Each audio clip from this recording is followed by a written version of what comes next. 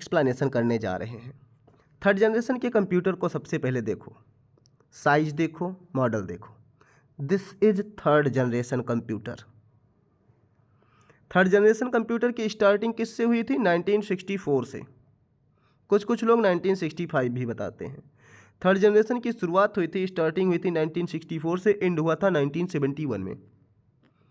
तो time period क्या था? 1964 से 1971, 1964 से 1971। सर्किटरी में आईसी का यूज किया गया था। सर्किटरी में क्या यूज किया गया था? आईसी। आईसी का फुल फॉर्म क्या होता है? इंटीग्रेटेड सर्किट, और इंटीग्रेटेड चिप भी कहा जाता है। इंटीग्रेटेड चिप, आईसी का फुल फॉर्म होता है इंटीग्रेटेड चिप। ध्यान से सुनिएगा। इंटीग्रेटेड सर्किट भी कहा जाता है, दोनों नाम है, चाहे आईसी में इंटीग्रेटेड सर्किट कह दो, चाहे इंटीग्रेटेड चिप कह दो। थोड़ा सा आईसी के बारे में आपको बता दें, जो आपको कोई नहीं बताएगा। आईसी कई कैटेगरी में बना। पहले आईसी था, फिर एसएसआईसी हुआ। आईसी का फुल फॉर्म क्या हुआ? एसएसआईसी। फिर उसके बाद एमएसआईसी, ठीक, उसके बाद एलएसआईसी, लार्ज स्केल इंटीग्रेटेड सर्किट। फिर वीएलएसआईसी, वेरी लार्ज इंटीग्रेटेड सर्किट। फिर यूएलएसआईसी। यूएलएसआईसी का मतलब अल्ट्रा वेरी लार्ज, वीवीएलएसआईसी जिसे कहते हैं। इंटीग्रेटेड सर्किट के टाइप थे। मेमोरी कैपेसिटी 1 MB की गई, केबी से बढ़ा के MB की गई, और ये बहुत बड़ी सफलता थी कंप्यूटर की दुनिया के लिए। 1 MB की कैपेसिटी बहुत ज़्यादा कैपेसिटी थर्ड जनरेशन में मानी जाती थी। प्रोसेसिंग स्पीड 1 MIPS का हुआ। आज हम MBPS, KBPS, GBPS का यूज कर रहे हैं। उस टाइम प्रोसेसिंग कैपेसिटी क्या थी थर्ड जनरेशन में? 1 MIPS। MIPS का फुल फॉर्म आप सब लोग खुद गूगल पे सर्च करके लिखेंगे। अगर हमारी वीडियो को ध्यान से समझ रहे हैं तो MSIP का फुल फॉर्म जो है ना, खुद आप लिखेंगे। आई होप कि MIPS का फुल फॉर्म आप लिखेंगे।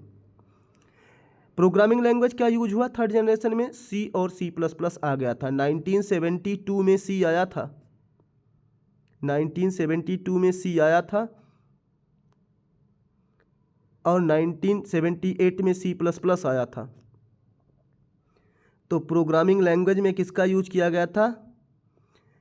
BCPL का, C और C++ का यूज नहीं किया गया था। यहाँ थोड़ा गलत लिख उठा है।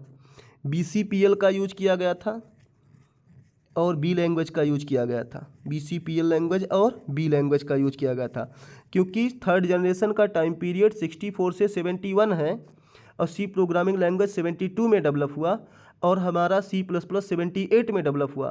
तो C और C++ का यूज इम्पॉसिबल है इसमें होना।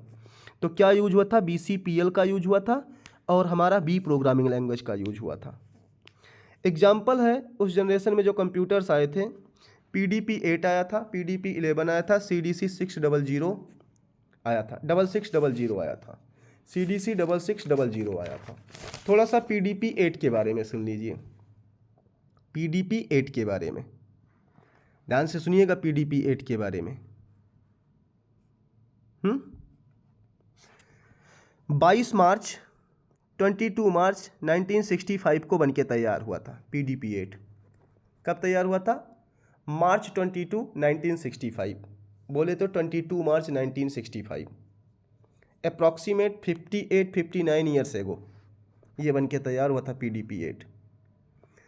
और बनाने में कितना पैसा लगा था देखो, $18,500 इसको बनाने में लगा था। PDP 8 $18,500 बहुत ज़्यादा होता है। ध्यान से सुनिएगा। 12 बिट का मिनी कंप्यूटर था ये PDP 8। 12 बिट का मिनी कंप्यूटर था। एक एक पॉइंट आप समझिएगा। PDP 8 is 12 bit mini computer. उसके बाद PDP 11 बना। PDP 11 के बारे में ध्यान से सुनिएगा। PDP 11 1970 में बन के तैयार हुआ था, 1970 में बन के तैयार हुआ। कब बन के तैयार हुआ? 1970 में बन के तैयार हुआ, PDP-11। दूसरा पॉइंट समझो इसके बारे में। PDP-11, PDP-8 12 बिट का मिनी कंप्यूटर था और PDP-11 कितने बिट का था? 16 बिट का मिनी कंप्यूटर था, 16 बिट का, ठीक। और PDP-11 बनने के बाद सिर्फ और सिर्फ पूरी दुनिया में 64 यूनिट सोल्ड किया गया, सिर्फ 64 सिस्टम बिके थे, 64 से ज़्यादा बिक ही नहीं पाया। उसके बाद फिर CDC 6600 की शुरुआत हुई। CDC 6600 के बारे में आप सुनिए। CDC 6600 का वेट जो है ना 12,000 LB का था, बहुत बड़ा था। 12,000 LB का CDC 6600 था। बन के कब तैयार हुआ था? 1964 में। कब बन के तैयार हुआ था? 1964 में। 1964 में बन के तैयार हुआ था। 100+ यूनिट बिका था। 100 से ज़्यादा कंप्यूटर CDC 6600 के पूरी दुनिया में सेल हुए थे। प्राइस कितना था? प्राइस आप सुनिएगा बड़े ध्यान से, प्राइस सुनने के बाद आप चौंकिएगा नहीं।